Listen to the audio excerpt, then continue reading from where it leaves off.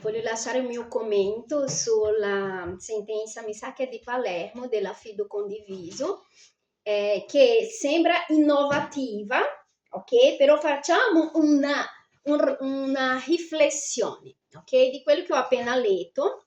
Ricordo che comunque mi baso su quello che esce sui social, quindi se c'è una cosa che io sono certa e sicura è che bisogna leggere gli atti pagina per pagina con attenzione per individuare le inesattezze, mettiamo così.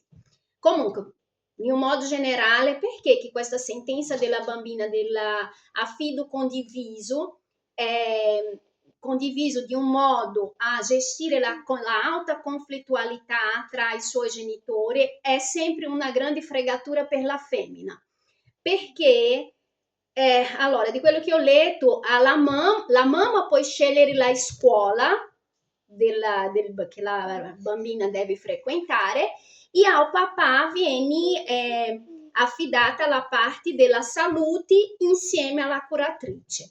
Allora, la domanda è, cosa è più importante, la istruzione o la salute? La salute, perché la istruzione, chi piace o no, è più o meno omogenea dappertutto. L'unica cosa che è diversa è la didattica è la stessa, sia nella scuola pubblica sia nelle scuole private. Infatti loro usano gli stessi libri più o meno. Quello che cambia è in una scuola pubblica o privata è la struttura, l'approccio tra i maestri, tra i genitori, il comportamento tra i bambini, il rapporto tra i bambini, perché sì, alla religione, perché appunto nelle scuole pubbliche il discorso per esempio di religioni è molto polemico. In una scuola paritaria puoi scegliere, si mette in una scuola paritaria cattolica perché tu vuoi che tuo figlio abbia un insegnamento cattolico. Quindi la istruzione è molto importante, io sono la prima a difendere la istruzione, ma per avere istruzione io bisogno prima avere la salute. È molto più importante la salute, anche perché, per esempio, in caso di un incidente, ok? Dipende da te. Per esempio, mio figlio che ha fatto una chirurgia quest'anno. Per l'appendicite. Allora, io sono stata io a riscontrare subito di che cosa si trattava dal primo vomito. Sono arrivata in ospedale, ho fatto presente qual era, dal mio punto di vista, anche per esperienza, perché ho avuto anch'io appendiciti, di quello che era. Alla fine mio figlio ha fatto la chirurgia, si è recuperato nei termini previsti e non ha avuto delle complicazioni. Perché? Perché siamo riusciti, nel caso io e la dottoressa, anzi la dottoressa ha confermato la diagnosi che io già avevo dato quando sono uscita di casa, perché era palese. Non essendo ancora entrato in un quadro di infezione vera e propria, lui ha fatto un percorso normale, mentre il ragazzo che era nella sua stanza ha messo un po' da arrivare. Infatti noi siamo andati via e lui ha avuto qualche complicanza, è rimasto lì qualche giorno in più. Quindi, allora, se era col suo padre, sa che cosa avrebbe successo? Sa cosa avrebbe detto?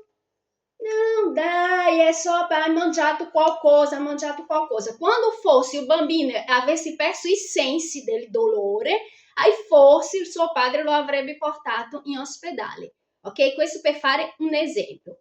Poi un'altra cosa, la prima cosa che mio papà mi ha detto, perché questo in Brasile c'è già da molti anni, considerate che io ho preso la patente nel 1998 e già in quella epoca si scriveva se era o non donatore di organi. La prima cosa che mio papà ha detto, mia figlia, non donatore di organi. Perché? Perché sembra niente, ma è una decisione importante. Che poi dopo una persona vicina l'autorizza è un conto, ma non tenere nei documenti che tu autorizzi. Allora, infatti, il mio figlio, in tutti i documenti che ho fatto io, perché se era per il suo padre, lui non avrebbe nessuna delle documentazioni che ha, tutta la documentazione del mio figlio è stata promossa da me. io ho sempre dichiarato non donatore di organi. E io anche qua in Italia non donatore di organi. Non vuol dire che io non donerei i miei organi, potrei anche donare, però io anche dicevo al suo padre, si capita che muoio e è possibile, poi dice che io autorizzo, ma in quel momento non che ci sia scritto in una documentazione.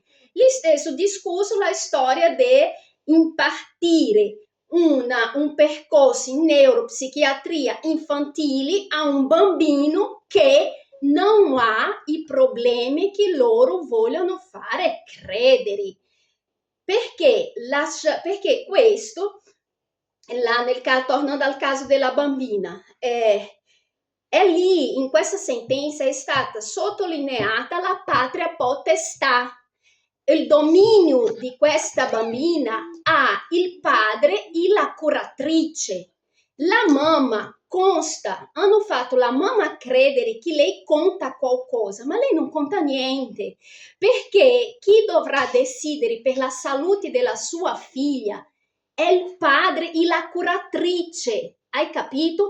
Hanno tolto il ruolo della madre e hanno dato alla curatrice. È quello che dico io. È perché adesso il nostro caso è ancora in corso, anche se qualcosa il giudice si è pronunciato su qualcosa, ma assim, mi auguro che lui cambi idea. Se non cambia, io la mia posizione non ho cambiato, o il figlio è mio o arrangiatevi voi, perché io la baia del mio figlio non farò, principalmente nelle circostanze, perché come ho detto, se il suo padre fosse una persona idonea, io adesso ero in Svizzera a guadagnare soldi e garantire al mio figlio una istruzione non di qualità, di più, e a costruire quello che alla fine è sempre stato un mio sogno, la mia SPA, la mia società per azione, l'orfanatrofio per i bambini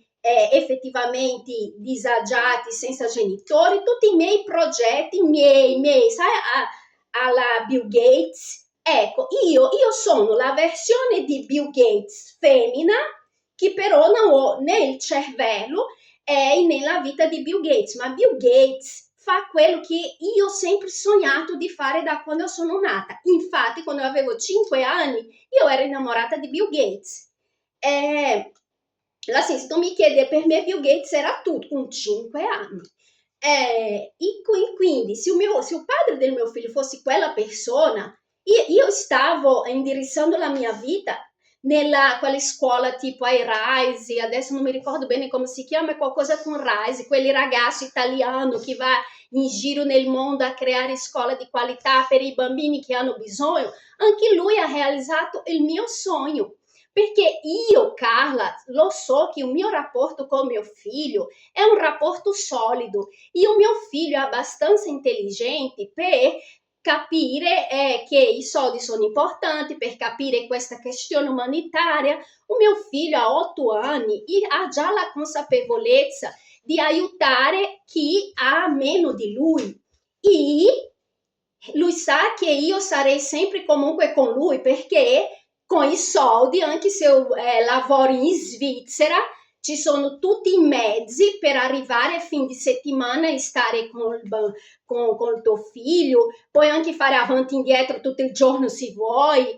Se il padre fosse una persona decente, tra di noi privatamente anche, se lui fosse una persona decente, ragionerebbe che una scuola in Svizzera è molto meglio di una scuola in Italia, quindi lui sarebbe lui stesso, sarebbe quella a dire dai, crea la struttura o ci trasferiamo tutti, oppure no, va bene che lui vada, insomma i rapporti non sarebbero distrutti da nessuna parte, si costruirebbe nel piccolo nucleo e allo stesso tempo si farebbe come fa Bill Gates e come fa tanti altri filantropi che di qualche modo spargono il loro benessere di qualche modo non tengono solo per sé, di qualche modo le loro azioni creano il benessere a tutti.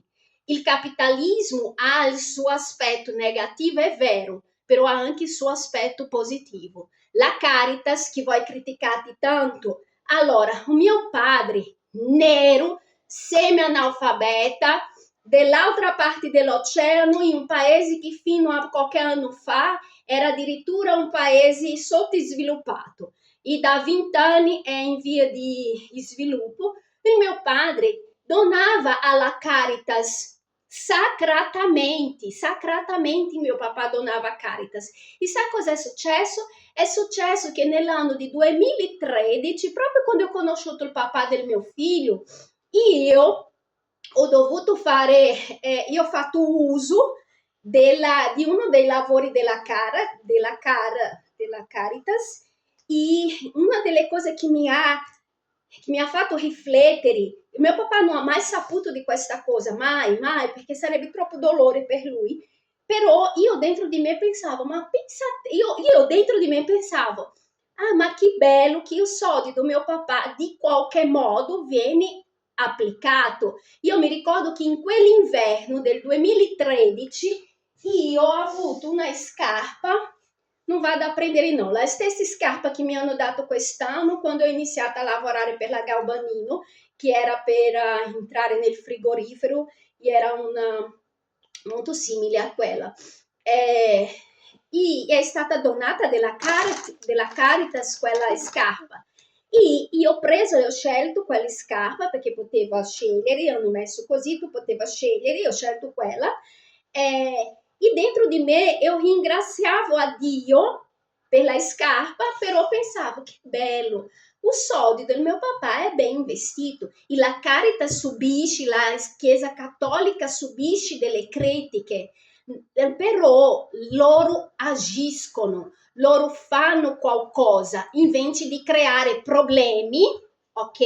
Loro, nel loro modo di fare, dentro le possibilità, risolvono, ok? Quindi questa sono io. Quindi se una femmina ha 2 neuroni, un assistente sociale con QI si arriva a 90 è tanto, e una giustizia corrotta prendi il mio figlio e consegna la sua salute, che oltretutto in questo momento c'è di mezzo tante cose pericolose, affida la salute del mio figlio a una curatrice, che di curatrice non c'è niente, e un padre che non si preoccupa se lui sta mangiando, se lui ha i vestiti per il freddo. Mio figlio è andato a scuola questa settimana con gli stivali che io avevo comprato nel passo tonale l'anno scorso per me, per lavorare quando c'era neve forte nel passo tonale. Mio figlio è cresciuto, quest'anno non ho soldi per comprare gli stivali, meno male che io avevo i miei. Suo padre si è preoccupato di chiedere, ma assim, sempre che Ottavio rimarrà, la sua testa è talmente ristretta che sembra che il nostro figlio rimarrà piccolo per sempre. Quindi se un giudice a me viene a dire che la salute, per mantenere un rapporto con il padre, la salute viene affidata al padre, lei sceglie la istruzione e c'è la curatrice che non cura niente, ad assistere il padre nelle scelte di salute, guardi, io dico così, prendete i teneti, perché questo è una fregatura. Femmina, iniziate a ragionare, a riconoscere la fregatura, perché una sentenza come questa di Palermo sottolinea la patria potestà. In Italia i figli sono del padre, il figlio o padre o padre Stato, ma voi femmine italiane siete solo dei buchi. Questo io vi dico, perché se io ero nel mio paese con tutte le cose che ha fatto il padre del mio figlio e sta ancora facendo, lui sarebbe già, assim, come minimo, spotestato della paternità, mentre in Italia vieni comunque di qualche modo protetto, tutelato, questo, quello, quell'altro. Quindi io credo ancora nella intelligenza e nel buon senso della giudice Petra Piana, di capire bene la situazione e capire che un conto è di un modo sistematico dentro i limiti che io ho spiegato, insomma, stabilire il rapporto non è che io sono contro, è come ho detto, in questo momento è una cosa che va fatta molto piano piano, molto strutturata, perché i rapporti loro possono stabilire da adulto, parlare da adulto, due uomini. È quasi pronta. Però se la salute del mio figlio viene affidata a quella curatrice che ho visto ieri, oltretutto, questo padre, che teoricamente è il suo padre, guardi, è solo una presa in giro, punto e basta. E alla femmina rimane solo di lavorare per pagare metà del mantenimento del bambino, anche se lei come femmina guadagna di meno. Quindi non c'è vittoria per la femmina, c'è una presa in giro. Svegliatevi femmine, svegliatevi.